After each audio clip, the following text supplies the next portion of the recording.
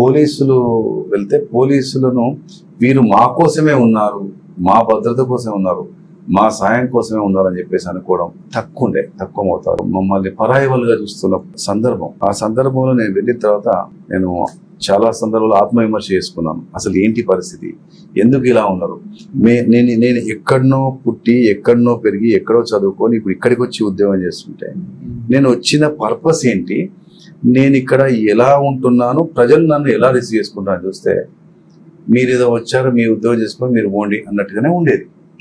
వాళ్ళ మొహాలలో ఎక్కడ కూడా కొంచెం అసలు ఒక నవ్వు మొహం, చిరునవ్వు కనబడలేదు. భయంగా మాట్లాడేవారు, అతి గౌరవం ఇచ్చేవారు. సో అప్పుడు అర్థమైంది, వీరు మమ్మల్ని దూరం చేస్తున్నారు, దూరంగా ఉంటారు. కానీ తప్పు.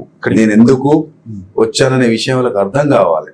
అర్థం కావాలంటే నా యొక్క చర్యలు అలా ఉండాలి, నా మాట అలా ఉండాలి, నా పలకరింపు అలా ఉండాలి. అప్పుడు నా యొక్క ఆలోచన సరళి, నా యొక్క పద్ధతిని మార్చుకొని, ఒక పద్ధతి ప్రకారంగా అవసరానికి ఉన్నదని నన్ను నేను మర్చుకొని నా యొక్క విద్యుక్త ధర్మాన్ని ప్రజలు మెచ్చే రీతిన వారు హత్తుకునే వారి నా యొక్క ప్రతి ఒక్క మాట, ప్రతి ఒక్క చర్య కూడా వారికి నచ్చే రీతిన చేయడం అలవర్చుకున్నాను, ప్రారంభించాను.